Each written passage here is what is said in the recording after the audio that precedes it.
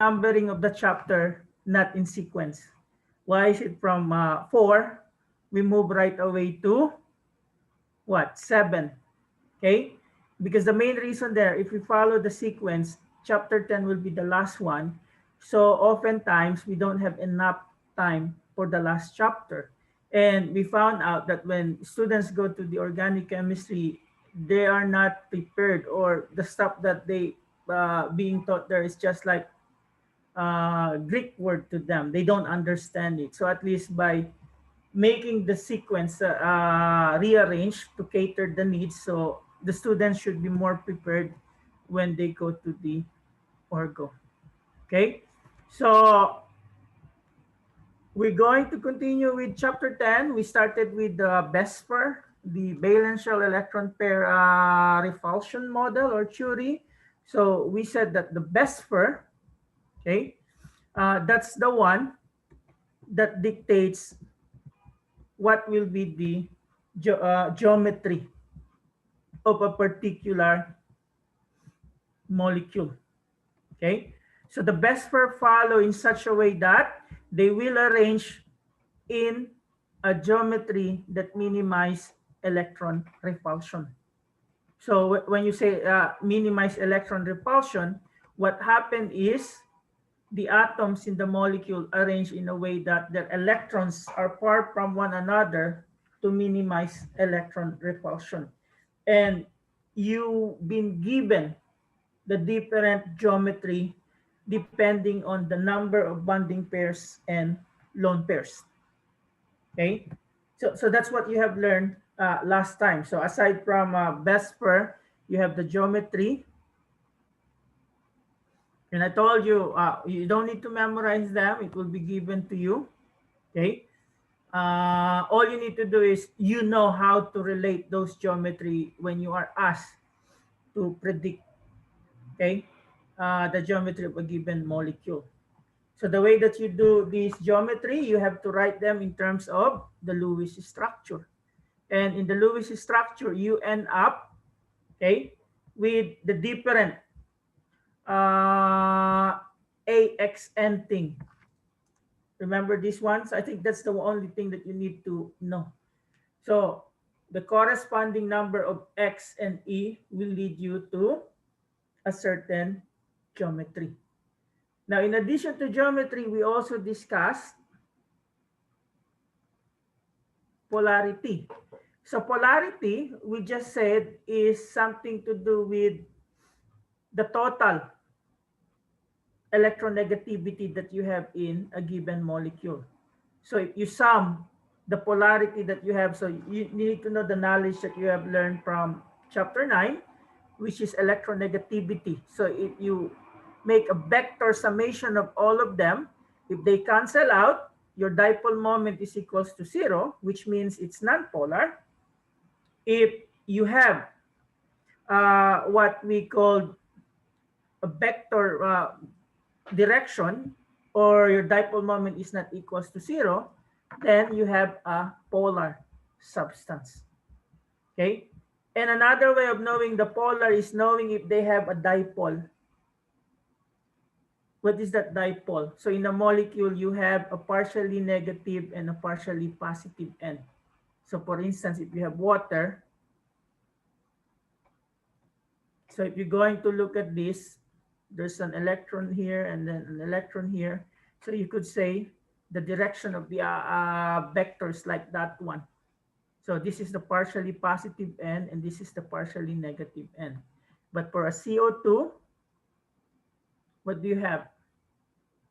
So between this going out here and then this one going out of the oxygen, so the dipole moment that you have there is 0. So this is non-polar and this is polar. So those are the stuff that we have from the previous class. And during that molecular geometry, we also discussed the bond angle. Okay, so based on a linear, you have 180. Trigonal planar, you have a 120. If you have the tetrahedral, you have 109.5. So those are the stuff that you need to remember. Okay. And what happened if you have a lone pair, it will going to repel more of the electron, resulting in the decrease in your bond angle. And if you have a double bond, you have more electrons there. So it depends if you have a lone pair with a double bond or a bonding pair in the double bond. Okay. And the quiz that you have starting today until tomorrow is all about that. The geometry, the polarity, and the bond angle. You're not going to use respondus. Okay. So there are 10, I think, true or false questions. So you will be given, if I'm not mistaken, 15 minutes to do that. And it's the same way that we have like the second exam shown all the time. Okay. So we're going to continue now with other what we call theories. So the next one that we have is the valence bond theory. So this is what we call VBT. VBT. Okay. So the valence bond theory, it gives clearer picture of the chemical bond formation than the Lewis theory. So what you have learned from now is just the Lewis structure. The one that you use for VSEPR is the Lewis structure. But unfortunately, that what we call Lewis structure based on Lewis theory, that's not enough to give you the chemical bond formation. Okay, so what they do is they propose another theory, and they have this valence bond theory. So it's an approximate theory put forth to explain the electron pair or covalent bond by quantum mechanics. So the valence bond theory states that a stable molecule forms from reacting atoms when the potential energy of the system has decreased to a minimum. So remember when we discussed covalent bond in chapter 19, and when we plot the distance and the energy of the hydrogen, we have like a Nike style plot. So that's the time there, the minimum energy that you have there. This is the distance. That's the time when you form your covalent bond. So the same thing here about this what we call valence bond theory. And in this what we call valence bond theory, they said that a bond forms when you have an orbital of one atom comes to occupy a portion of the same region of space as an orbital of the other atom. And the two orbitals are said to be overlapped. And just like in chapter 8, the total numbers of electrons in both orbitals is no more than 2. So we still follow that an orbital can only occupy at most 2 electrons. Okay? So if we're going to look at this bond that forms based on the VBT, it says that the greater the orbital overlap, the stronger is the bond. And it says there that the orbitals, okay, except for the s orbital, because the s orbital is a sphere, bond in the direction in which they protrude or point so as to obtain a maximum overlap. Okay, so what does it mean? So it has something to do if you have a P. Usually a P, what do you have? Like this, right? P, peanut. And then the D would have what? A double peanut, right? So compare it with the S. So when they overlap here, so usually that's the orbital that is in bold. Okay? So when they overlap, they go into what we call point to a certain direction. And this one, they have this maximum overlap. And you're going to see them as we go on.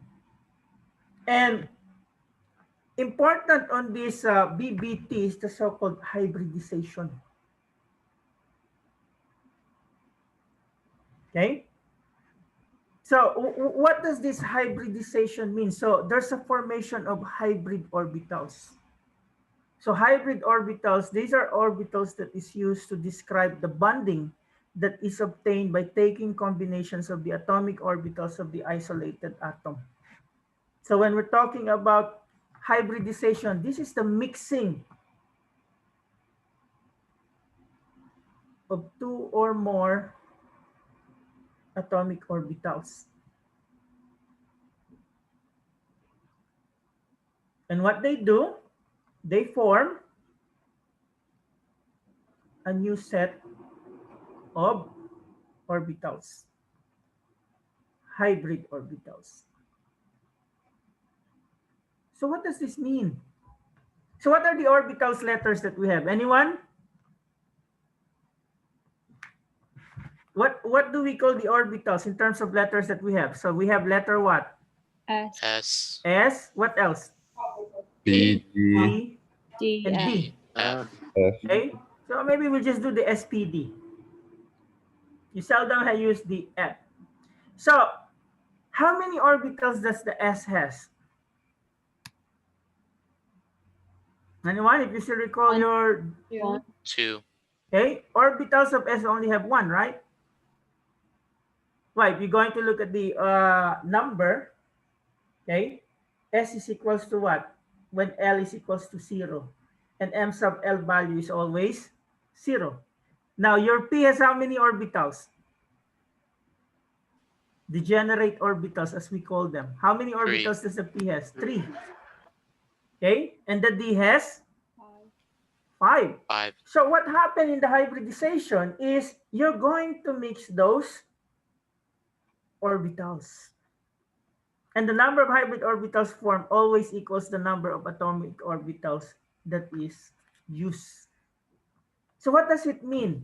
You're going to have a combination of those letters when you form these so-called hybrid orbitals. So for instance, if you have one s orbital and one p orbital, it will give you 2 sp orbitals. If you have one s orbital and 2 p orbitals, it gives you 3 sp2 orbitals. If you have one s orbital and 3 p orbitals, it gives you 4 sp3 orbitals. So if you're going to look at the number here, what do they represent? The number of p orbitals, right? You don't put 1. If it's sp, it's understood that you have one s orbital and one p orbital. S will only have 1 orbitals, okay? But for the p, you can have 3 orbitals of p. So if you're going to form a hybrid orbitals, these are the hybrid orbitals. So it's just a mixing of the orbitals that you have to form hybrid orbitals. And if you have one s, 3p, and 1d orbitals, you have sp3d. And you have one s orbital, 3p orbitals, and 2d orbitals, you have sp3d2. So these are the so-called hybridization. Or we could say the hybrid orbitals. Now, if we're going to correlate it with what we have learned so far, this is what we get. So the sp orbitals usually is the same as the one that we observe in the linear geometry. Okay, so there's 2 orbitals that are involved there, one s and one p. The sp2 orbitals is similar to a trigonal planar. So what does it mean? There are 3 orbitals that form there or involved. And we have an sp3, that's a tetrahedral. There's 4 number of orbitals there. And if you have an sp3p, it's a trigonal bipyramidal, you have a number of orbitals there that is 5. And if you have an sp3d2, you have there an octahedral, and then there's a number of orbitals that you have there. And the example that we have there is the element here, or the atom in this given molecules. So what does this mean? So this element here, if you're asked what's their hybridization, the hybridization is what orbitals, hybrid orbitals do they have. Okay? So as we go on, I'm going to explain to you what does this mean. So these are the different orbitals, or to specifically call them hybridization or hybrid orbitals. So this is how an sp2 hybrid orbitals looks like. This is how an this is sp, this is an sp2 hybrid orbitals, and this is an sp3, and this is an sp3d, and this is an sp3d2. So it's just the same as your AXN. Okay. So what happened there, the number of the bonding orbitals that you have there is equals to the number of the hybrid orbitals that you have. Okay. So if we're going to look at how are we going to get the hybridization here, it's still the same as we have done before. We write the Lewis structure, and then we determine the best pair, and from the best pair, we're going to deduce the hybrid orbitals that we have. Okay. And in addition to that, we're going to assign the valence electron to the hybrid orbitals one at a time, pairing only when necessary. And we're going to do that. And then form bonds by overlapping singly occupied hybrid orbitals with singly occupied orbitals of another atom. Okay? So, what really happened when we have this hybridization? So, like take for instance methane. The first chapter that you have there in your organic chemistry is why is carbon unique? Or maybe the first thing that you're going to ask, what is organic chemistry?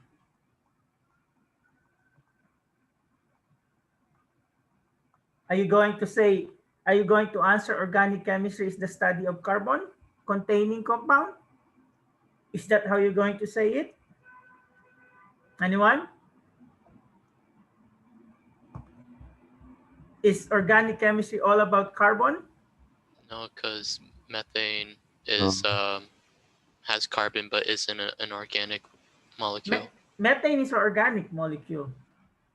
Also H, O, and The N. one that's not organic is this one.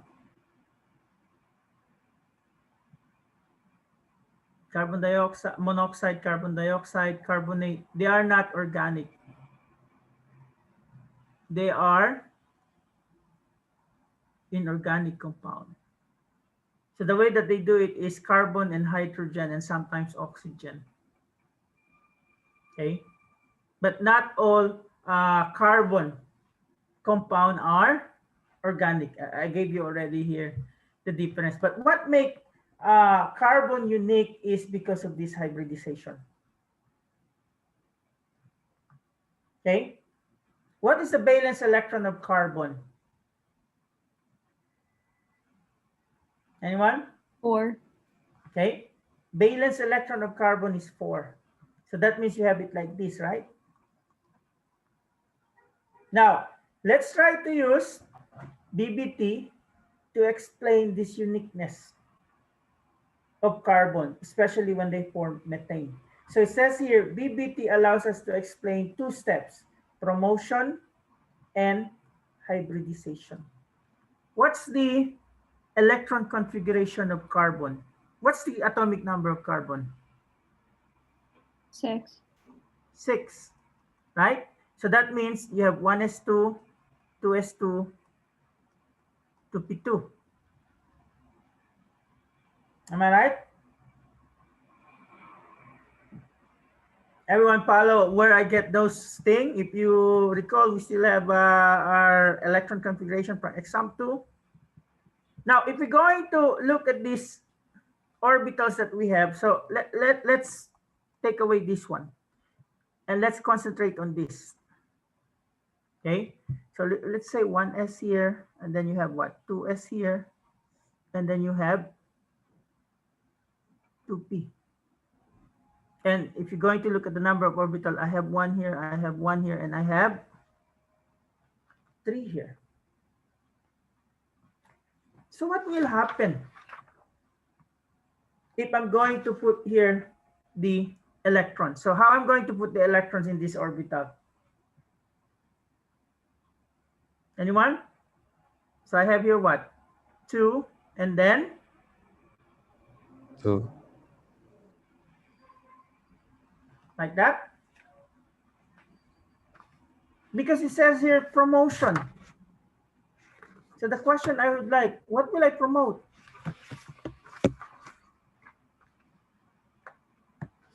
Hmm? So it says here promotion. What will I promote? Anyone? I'm going to promote one of these electron and put it here. So what will happen here? There'll just only be one. So everything will be half-filled. And what will I do next? Hybrid. So what will I form in the hybrid?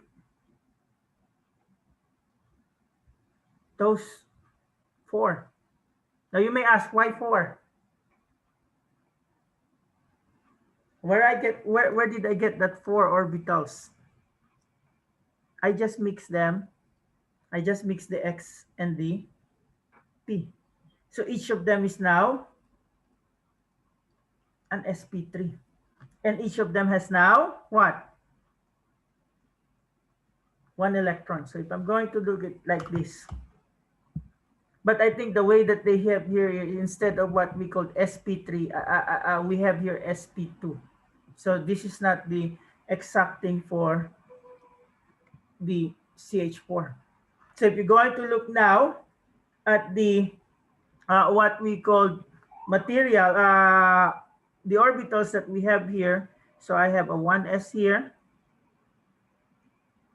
and I have here now an sp3 that is in between 2p and 2s, and I have here like this. Now here comes hydrogen. What's the electron configuration of hydrogen?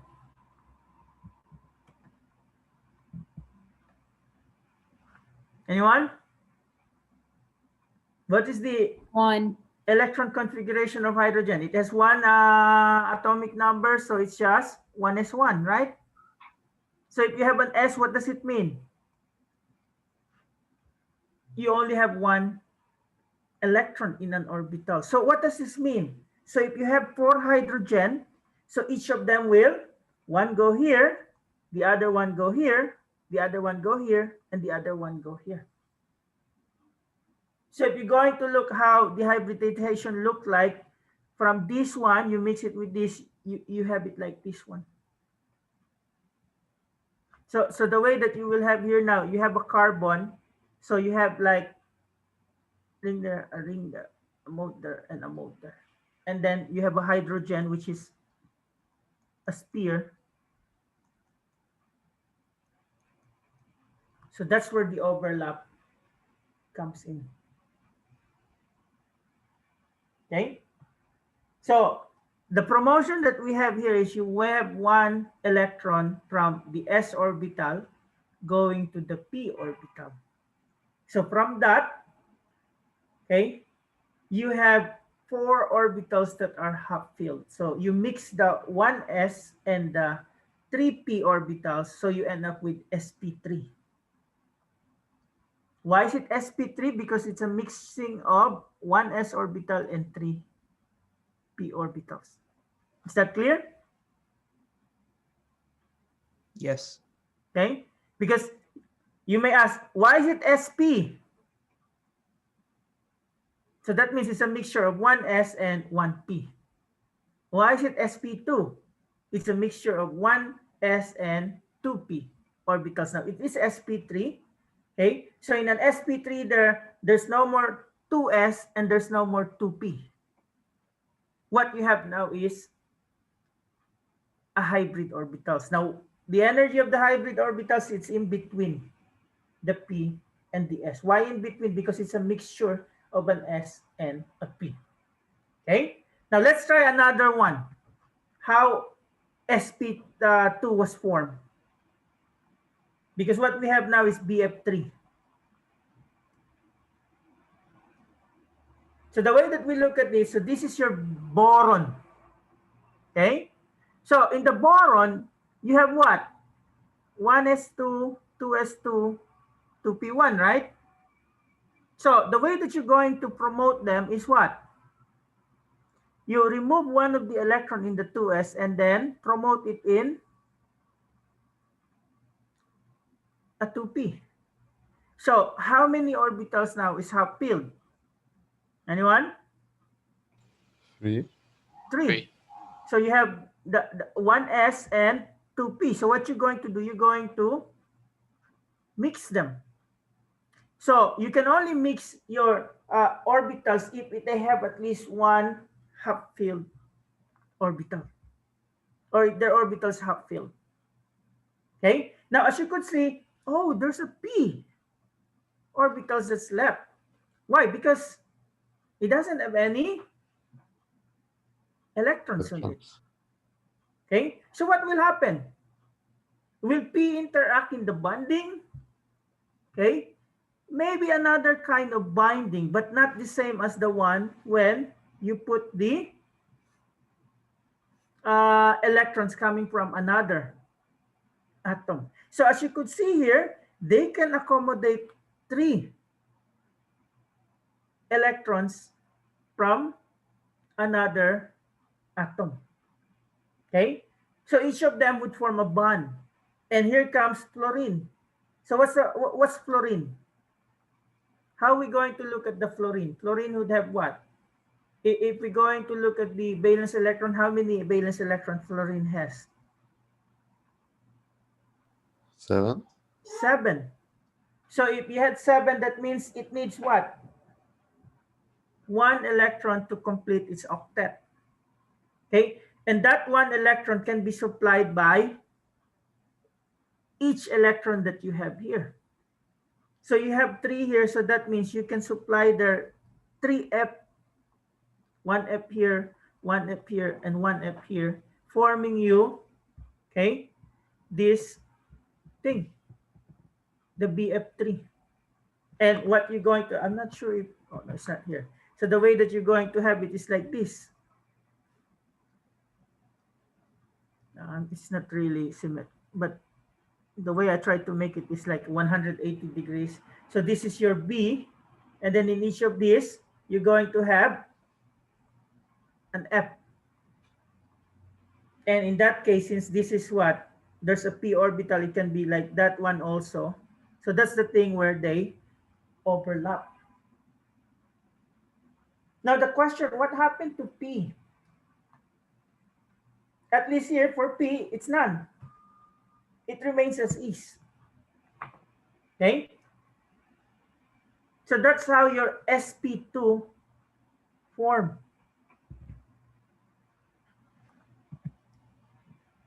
Why is it sp2? Anyone? Why is it sp2? 1s orbital and 2p Okay. orbital. So we just use 1s and 2p orbitals. That's the one that we use to mix the hybrid thing. So how about this one? So let's describe, using the valence bond theory, the bonding that will happen for the nitrogen atom in N2F4. So maybe the first thing that we're going to do here is put the, or write the Lewis structure. So we can put this one as what? 2 times 5 plus 4 times, what's the valence electron here? 7, right? So 10 plus 28, so you have, no. Am I right here? 38? Yeah, that's right. So you're going to arrange them. Maybe this is how you're going to arrange them, and then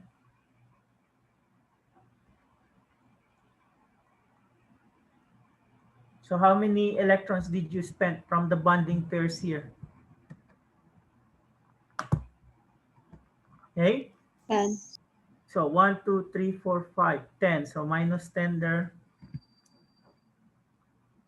So you have there 28, and then you're going to utilize 6 in each fluorine. So 6 times 4. That's 24. So you still have 4. So you're going to utilize the 4 here. Now the question that you're going to be asked here, what would be the hybrid orbitals that we have here? So how are we going to look at it? We have to look at nitrogen. So nitrogen would you have what? How many valence electron? 5. So if you look at the electron configuration, 1s2, 2s2, 2p what? Is it 3? 3. Okay. So if you're going to have it here, in terms of the, I'm trying to make it another way. So this is the 1s, this is the 2s, this is the 2p. And you have it like this, right?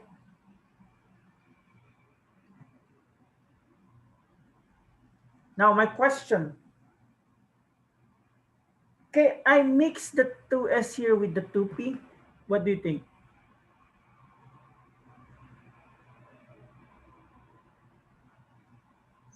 Yes. Okay. So what if I mix this one? So I end up with what? What do you call these orbitals that I form here? Anyone? Right? But still like this. Now, how will I account this thing here? Remember, you have, this is what? Nitrogen. You have 2 nitrogen, right? Wait, I'm sorry. One quick question. Is that a 2p3 or is that a 5p3? 2p3. 2p3. Okay. Yep.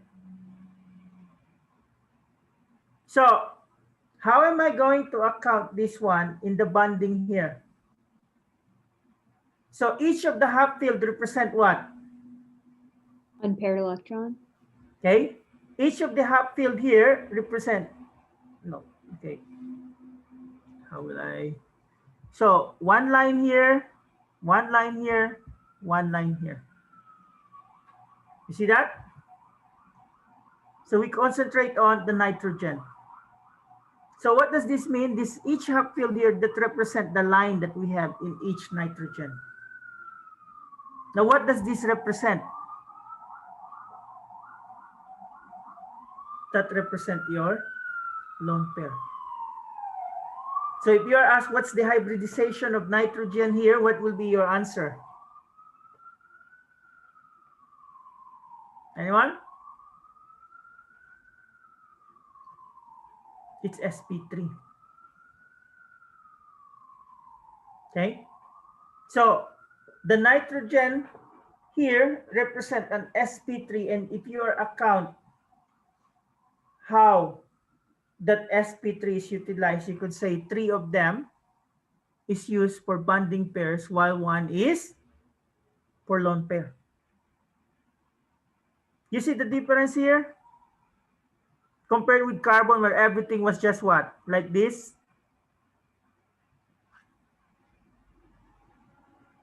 So what does the BBT tells us? The BBT tells us that a bond will form, a bonding pair will form if you have an orbitals that is half filled. Okay? Now, if in your hybrid orbitals you have 1 or 2 orbitals that are filled up, most likely it will come out as a lone pair. Did you get that? How we account the sp3? The one that we have here? This one. So each of these represent that line. And this one represent the lone pair. Okay, so maybe if we still a little bit confused right now, let's work on another one. This one.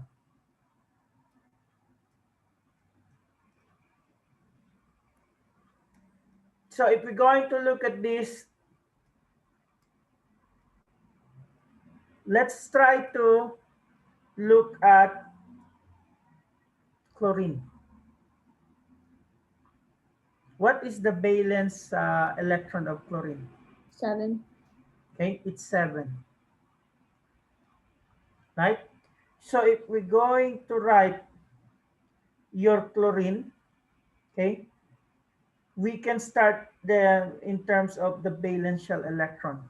So we start with the 3s and the 3p. Okay, and we can use here, instead of the chlorine, we use this one. See this one? Cl minus. So if you have Cl minus, what will happen? Gain an electron. So how many electrons do we have here? 1, 2, 3, 4, 5, 6, 7. And what else? If it's a chloride already. 8. Okay, we put this one here. Now the question is, Professor, how are they going to form a bonding pair with chlorine if the chloride is already 8? What's the difference of 3 with 2? 1. 1. Okay. We failed to take into consideration that you also have a d orbital here, right? So if you have a d orbital, what does this mean?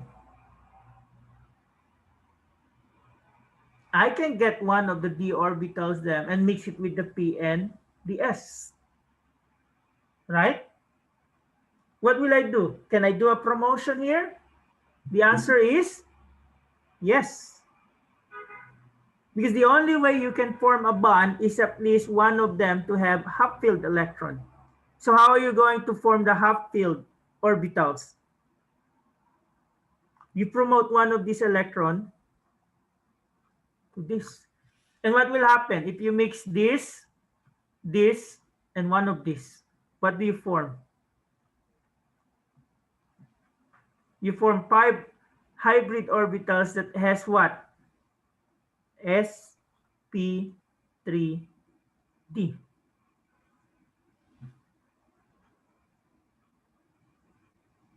And how are we going to put now the thing here? Maybe like this and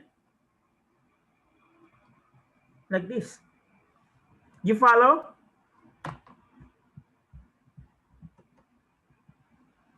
Do you follow how I end up here? So I promote, okay, and then I hybridize. So I promote one of the electron, and what happened? I hybridize, I form a hybrid orbitals for the 5 orbitals that contains the sp and d. So what does this mean now? This means I now have 2 orbitals that's half-filled. And this is the site for my chlorine. Does it make sense? I know this is a little bit, we could say, abstract, but I'm trying to simplify the explanation here. How you form the bond of chlorine there with chlorine. So if I'm not mistaken, this is how my Lewis structure would look like.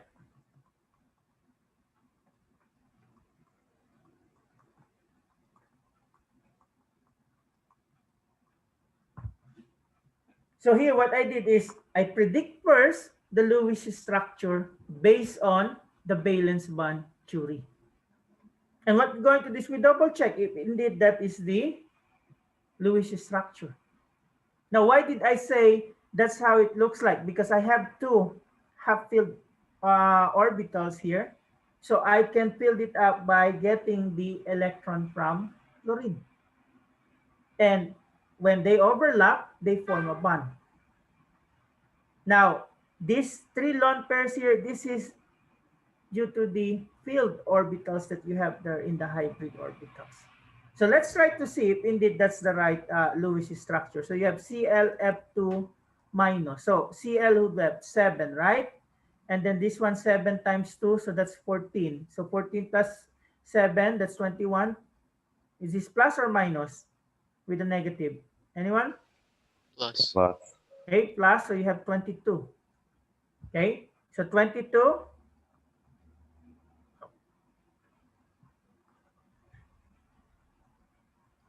So minus 4, I get 18. So I use here what? 6 times 2, so I have 12. So I still have 6. 1, 2, 3, 4, 5, 6. So you see how I end up with the Lewis structure, but in the first way I wrote this one, I follow the BBT, not the Lewis structure, but they end up having the same Lewis structure. So that's how BBT is. Okay? So if we're going to continue here, one hybrid orbitals is required for each bond, whether a single or a multiple bond, and for each lone pair. So we saw it here that when we mixed it, each of them is a hybrid orbital. So the one that is filled up already, that's your lone pair. The one that is half filled, that's the site of your bonding pair. And multiple bonding involves the overlap of one hybrid orbital and one for a double bond, or 2 for a triple bond, non-hybridized 3 orbitals. So what we have discussed right now is just all single bond. Okay? So the next thing that we're going to do is, what if we have a double bond? And this discussion will also tell us why a double bond is stronger than a single bond, and why a triple bond is stronger than a double bond. Okay, so if we have a multiple bond, we need to distinguish two kinds of bonds. So we have a sigma and a pi. So when we have a double bond or multiple bond, there's already, we could say, two kinds of bond. We have the sigma and a pi. Okay, so when we have a sigma, when we have a cylindrical shape about the bond axis, it is formed either when two s orbitals overlap, or with directional orbitals, which is p or hybrid, when they overlap along the axis. All I can say is sigma bond is present in all bonds. Okay, so if you only have a bonding pair or a single bond, then you have a sigma bonder. If you have a double bond, you still have a sigma bonder. If you have a triple bond, you still have a sigma bonder. So we could say sigma bond exists in all bonds. Okay, so how is the the pi bond different from a sigma bond? So when you have a pi bond, this is when you have an electron distribution above and below the bond axis. Okay, it is formed by sideways overlaps of two parallel p orbitals. So we could say sigma as what? S. Pi is p. So when there is an additional p orbitals that overlap, that's where you have the pi bond. Now, pi bond is present only in multiple bonds. Okay, you have one pi bond in double bond and two pi bonds in triple bond. Okay, so this overlap occurs when two parallel half-filled p orbitals are available after sigma bonds are formed. I'm going to show you a photo so you can understand what does it mean. So a sigma bond would be like this. So this is an interaction between s orbital. A sigma bond can also form between p orbitals. Okay, now how is the pi bond different from the sigma bond? So if you're going to look at this, this is a sigma bond between p orbitals. This is a sigma bond between an s orbital. Now a pi bond, if you're going to look at this, look how they form. So Usually if it's a P, usually a P is a peanut, right? Like this. Compare it with this one. So this is also a peanut. But the one that is involved here are, okay, the one that forms the overlapping. Now here it's something to do with 3 p orbitals. So when 2 p orbitals overlap sideways, you have a pi bond that is formed. Okay? And the way you're going to look at this is, let's say if you have this molecule, a C2H4. So the first thing for you to determine is what's the Lewis structure of that. So if you're going to look at this, you have what? 4 times 2 plus, I lost the sharing of the screen. So this is 4 times 2, so 8 plus 4, so you have 12. So how does that 12 distributed? Could it be like this?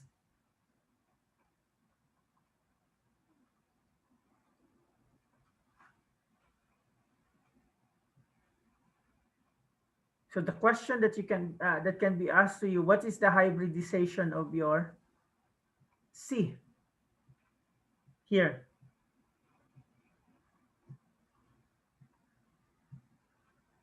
This is what? sp1, sp, sp2, sp3. How many orbitals are involved here? Make a guess.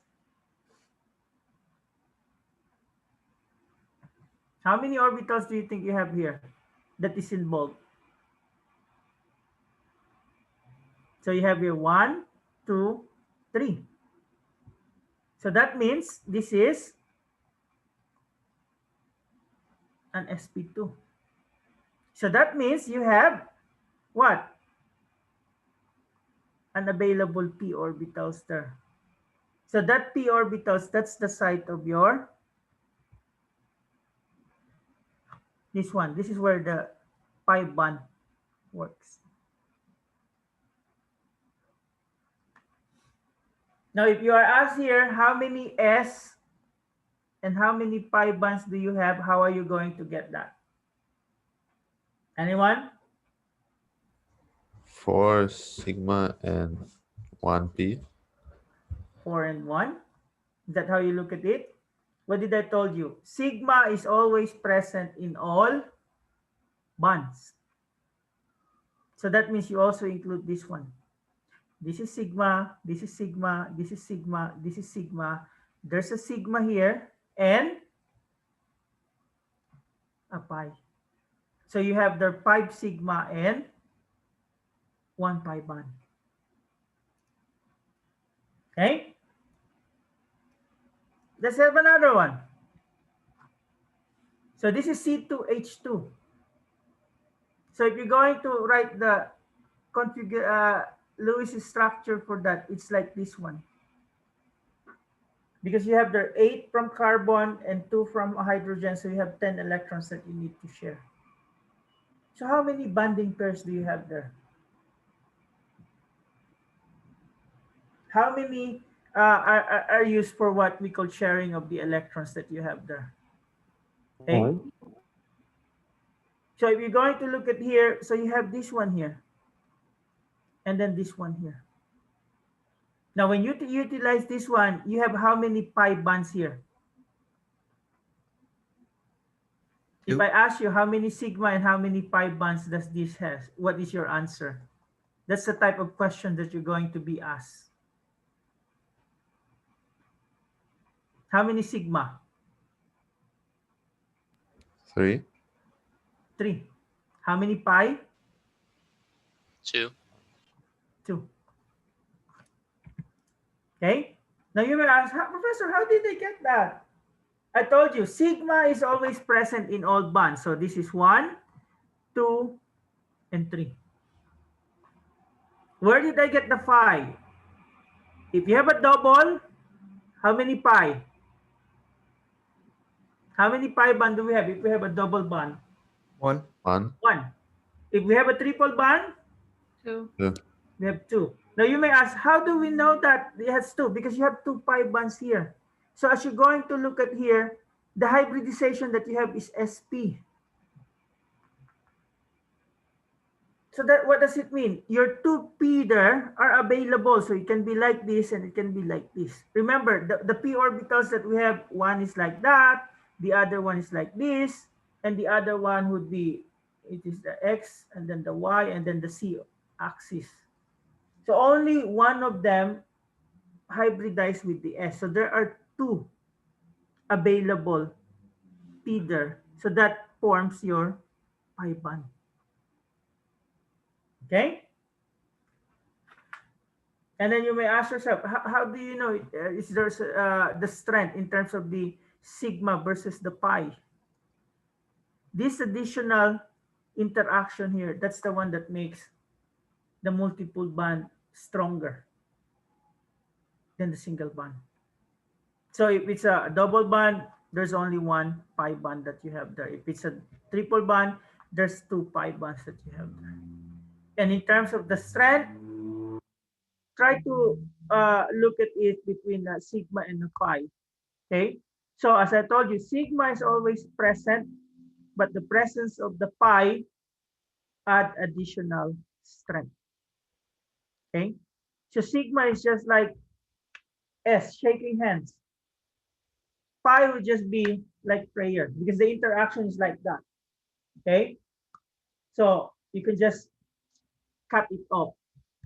But sigma with pi is much stronger than just sigma. And sigma with pi is much stronger than sigma and pi and sigma. So here we have the cis and trans again. So you will see this more on organic. So the difference that they have, cis same side, trans opposite side. So the description of a pi bond helps to explain the cis-trans isomers of 1,2-dichloroethylene. So what does it mean? The overlap of the parallel p orbitals restrict the rotation around this one. So this fixes the geometric positions of chlorine. So either you have same side, which is cis, and opposite side or different side, which is the trans. And you all know earlier, okay, which one is more stable? The one that is more stable is this.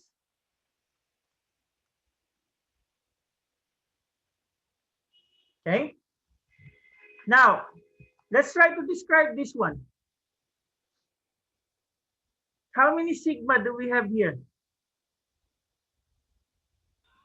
3. You have 3. How many pi? 1. You have 1. Okay, and if we're going to describe this one, CH2, so this is the central atom, what would be the hybridization of our carbon?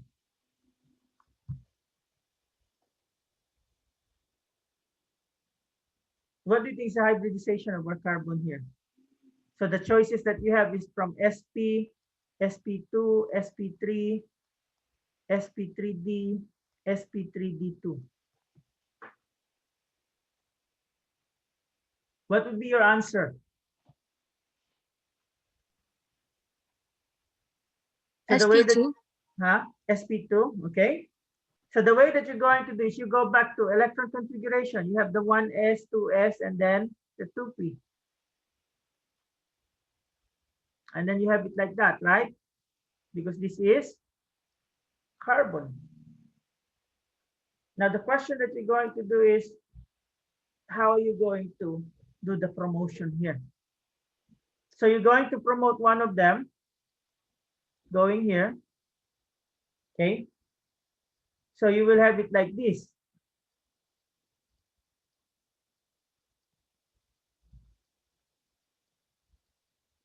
Now the question that you're going to ask yourself, are all of the P going to hybridize with S?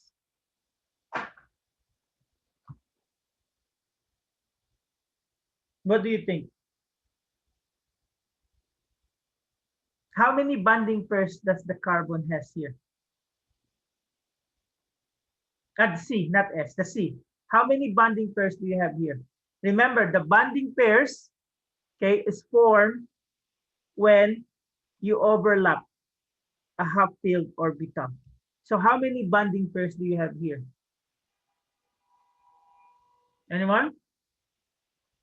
You have 3 sigma, so that means you have 3 bonding pairs. So what does this tells us? If we have 3 bonding pairs, so that means we only need to mix 3 orbitals. So we end up with an sp2 and a 2p that is half-filled. Did you get that? So you may ask yourself, so this one will go to hydrogen, and this one will go to hydrogen, and this one will go to what? What element? Oxygen. Oxygen. Based on this one, oxygen. Now you consider the carbon and the oxygen has 2 bonding pairs. So you only have a what? A single bond, right? So where does the other bond comes in? It's here.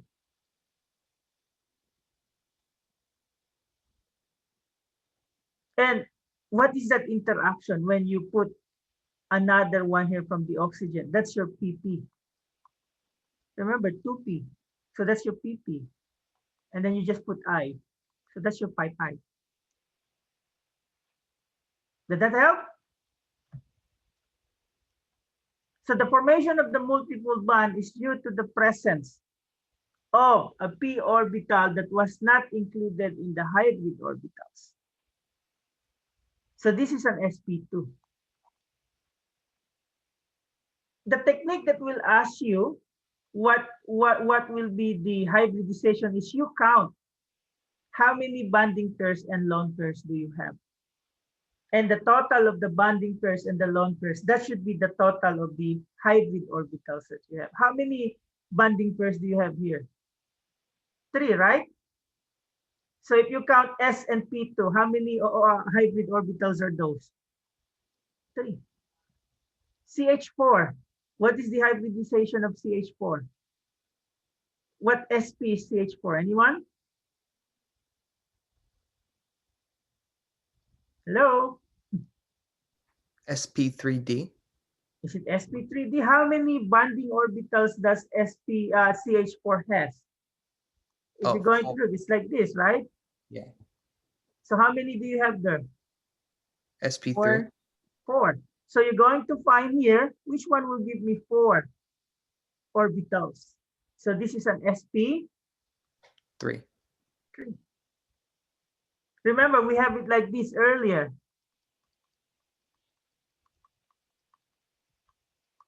What's the hybridization of chlorine here?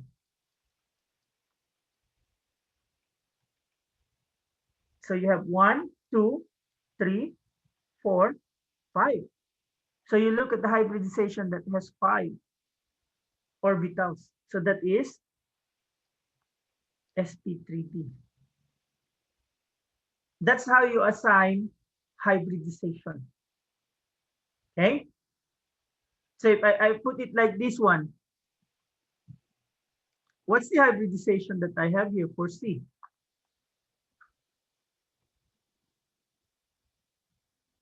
Those are the questions that you'll be asked. Huh? So you have one here and another one here. So this is just an SP. Analyze.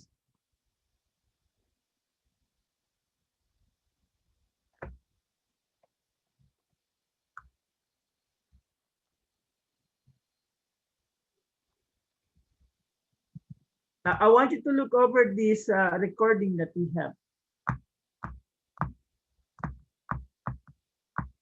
What does BBT theory is just like to make it stronger to explain the bonding formation in a Lewis structure.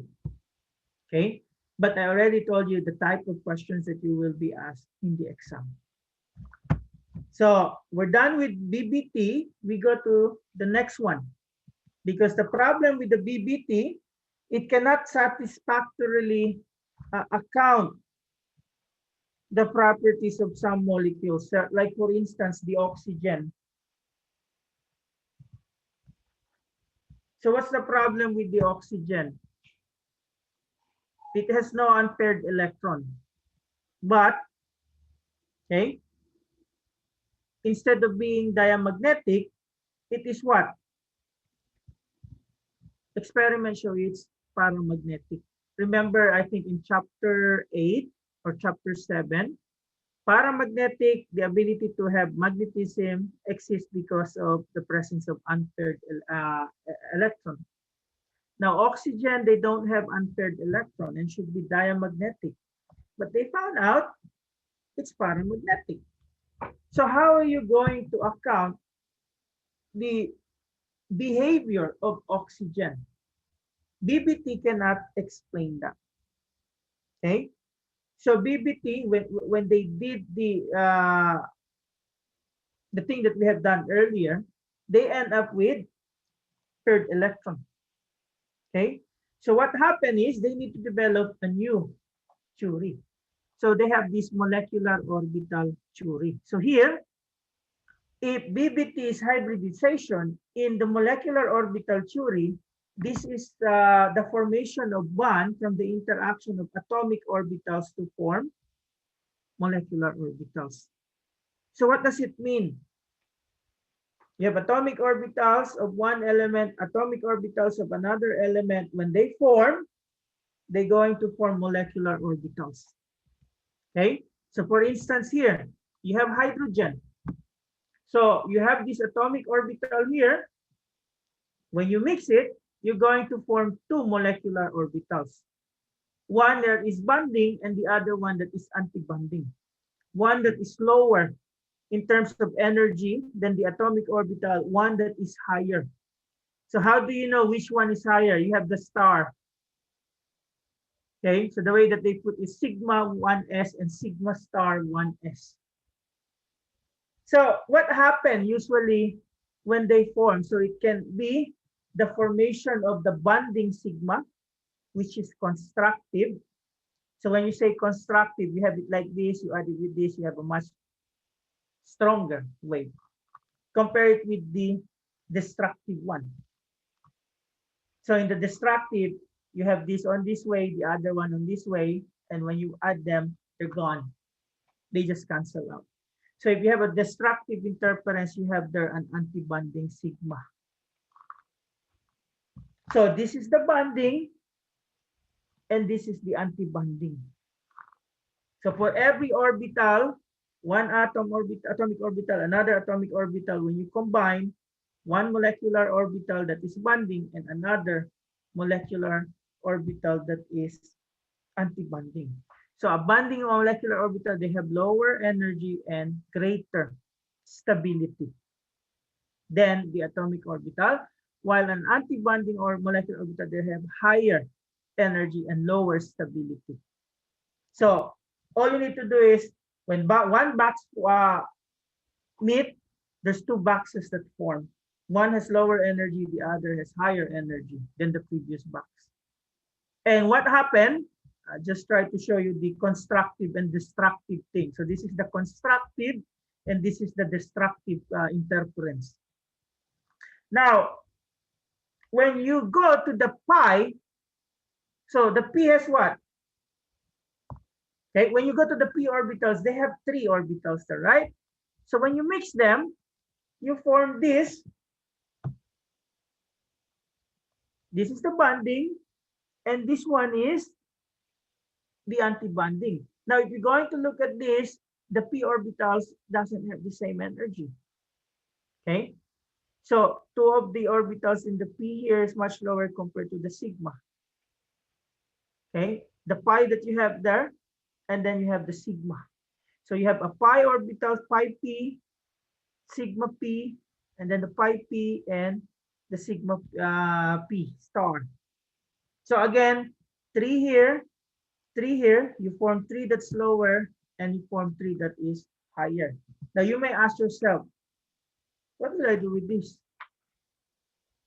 Okay, so this is where you're going to fill it up with the electrons that you have. So for instance, if you do that thing, you can determine the bond order. The bond order is just 1/2 of the number of electrons in the bonding molecular orbitals minus the number of electrons in the antibonding. So for instance, hydrogen. Okay? So if it's H2 plus, what does plus means? One less or one more? One more. One Yeah. more. So if you're going to look at this, we go here to answer that question. Okay. So if we have H2 plus, so that means one less. So you don't have this one, right? So that means you only have it like that. So what is the bond order that we have? So if we're going to look at the definition of the bond order, bonding molecular orbitals minus antibonding. So what do you have here? 1/2, 1 minus 0, right? Why 1? You only have 1 here because you only have 1 for H2 plus. And then 0, you don't have anything there. So this is equals to what? 1/2. Now how about H2? So you have both of the electrons on both sides. So you have here 2. So that is 1/2 over or times 2 minus 0. So how do you, how many, what's the bond order that you have? 1/2 of 2 is 1. 1. So what does this bond order tells us? You have a single bond between the two hydrogen. Now what about H2 minus? What does the minus means here? One less or one more electron? One less. More. One more. So I put one more here. So I have 3 here now. So I put here, right? So what will happen to my bond orbital? So 1/2, 2 minus what? The number that I have here. So I only have 1/2. Okay? Now, what if I have an He2? How will I put it in the molecular orbitals? So how many He I have? 2 here, 2 here. So what do I have here? Based on the number here, I'm going to fill up this one. So I have 1, 2 from here, and then I have 2 here. So what will happen? I have 1/2 times 2 minus 2. So what's my bond order? Anyone? 0. 0. And that's the explanation why we don't have such thing as He2, because there's no bonding between helium and another helium because of this model. Okay, so what we're going to do here now, maybe the explanation why the nitrogen has a triple bond, the oxygen has a double bond, and the fluorine has a single bond. So if you're going to look at this, so this is in the P order already, the 2P. So I just want to look at you at these 3. So the way that you're going to look at here is you just look at the valence electron. So nitrogen has how many valence electron? Anyone? This is 5. This is 6. And this is 7, right? So what does it mean? 5 on this side, 5 on this side. You add them together. This is what happened. And if you're going to look at this, this is the bonding, and this is the antibonding. So all you need to do is count the one in the bonding, subtract it with the one in the antibonding, and multiply it by 1/2. Okay? So if you have it into the nitrogen, what do you have? 1, 2, 3, 4, 5, 6, 7, 8. Minus 1, 2. So as you could see, I have 8 and 2. That means I have 10 electrons, which I got from 2 nitrogen. So 8 minus 2 will give me what? 6. And 1/2 of 6 is what? 3. 3.1. And here you could see now the oxygen is what? Unpaired. Okay. So see, it's just because of the oxygen that they try to explain, hey, this is paramagnetic, but the BBT cannot account it. So we might have another model to explain that thing. So here you could see now the oxygen atom, the oxygen molecule that you have, it has already its unpaired electron. And that accounts for the paramagnetism. And if you're going to look at the number of the bond order here, so you have 1 here. So what do you have here? The bonding, the bonding, the bonding, and this is the anti-bonding. So you have here 8 minus 1, 2, 3, 4. And you know 6 plus 2 is equals to 12, and 8 plus 2 is equals to 12. So you have here 4. So you have here 2. The bond order, that is your bond. So if it's 2, that is your double bond. So this is what you have. That's the main reason why we have it, because the oxygen is paramagnetic, but it cannot be explained by the BBT. So they can end up with this MOT. So if you're going to look at the thing here, so here in this explanation, you could see that the oxygen is indeed paramagnetic. Okay. So the other way that they use this one is when you go to your orgo, the benzene, the delocalized molecular orbitals, which are not confined between 2 adjacent bonding atoms, but actually extend over 3 or more atoms. So here you have this what we call resonance. So this is how the overlapping that they have there in terms of the molecular orbitals. And then the delocalized pi orbitals, you can observe it also in benzene, just like the one that you have here. Okay, so if we're going to look at the similarities between the two, the basic principle is the same for both theories. Both involve distribution of electrons. That's whether it is atomic or molecular orbitals, they cannot have more than 2 electrons. So the number of electrons in the orbital is always 2. And both theories include the sharing of electrons by the nuclei. And according to both theories, the energy of the overlapping orbitals must be comparable, and there must be similarities in their symmetry. Okay, so the difference is listed here. And if you're going to look at the personality that are involved, you encounter some of them.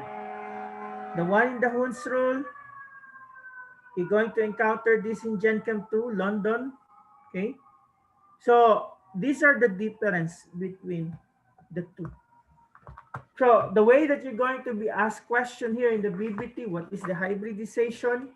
In this one, I would just suggest practice filling up this thing. What if I have an O2 minus? What will happen?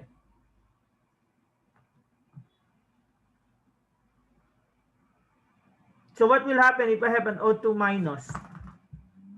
I try to stop this one so I can reuse it, and then I'm going to.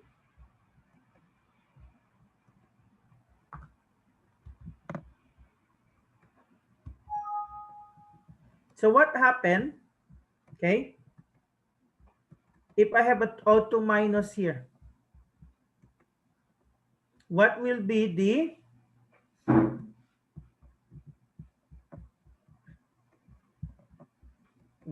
bond order?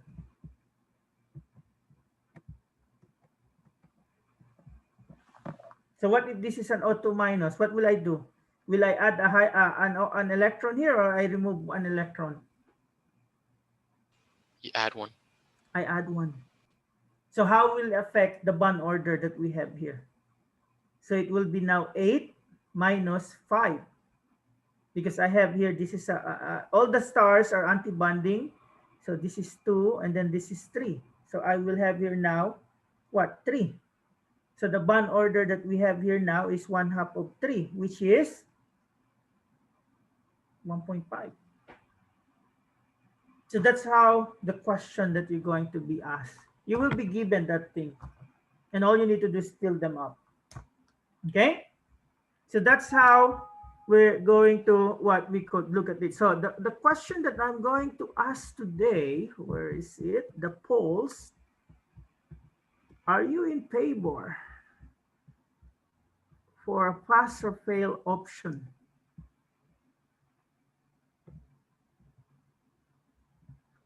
So what does this pass or fail option? So instead of a letter grade, what you come in your transcript is a P or an F, and you will just be credited for the courses that you've taken. I do have a question about the pass fail because Okay. I have to take Chem 2. Would Well, I if you be- pass, you can do Chem 2. Okay. I was always curious about that. 'cause it's- The only we could say thing that you need to think about this one is, what if you apply for, let's say, med school? Some school don't accept the pass or fail option. Okay. So those are the considerations that you can. We did this last semester, but right now we are thinking if we're going to do it. That's why before I meet on Monday, I want to get input from the 61 students who are here right now. Okay. Professor, I have a question. Yep. So if you do opt for pass fail, is there an option to opt out of it and go for a letter grade instead? Well, the thing is, before, it's just P or F, and then at the end, you can still go for a P or F after you see your letter grade. So it depends. Okay, Okay. thank you. So please input now because it's 1:31. I need to leave the place here now. Okay. So this is still in consideration. We don't know what happened, but we saw that there's a request from the students for that. Okay. Because the way that we do it is we don't encourage it as much as possible, especially if you're going to get some other degrees, higher degrees. Okay. There are always consequences on it. Okay. So with that, I'm going to open the quiz later today. I have to go fetch my child first. And then when I come back, I'm going to open it. Okay, so I'm going to end the polling. And this is what we have. So 65, 35%. Okay, so have a nice weekend. Stay safe. Okay. You two have a great weekend. Happy Wait, Halloween. Professor, I have a question. I have to go now. That's the problem. Okay, I just wanted to know when the quiz is due. Is it- Tomorrow. Okay. Tomorrow. It will be due tomorrow. It will be Okay. coming out today. Okay. I Okay. just need to leave. Have a good one. Thank you. Bye. Okay. Bye. Thank you. Sorry, I have to leave. Take care. Bye. Yep. Love you. I love you too. Love you, Professor. Happy Halloween. Happy Halloween to everyone.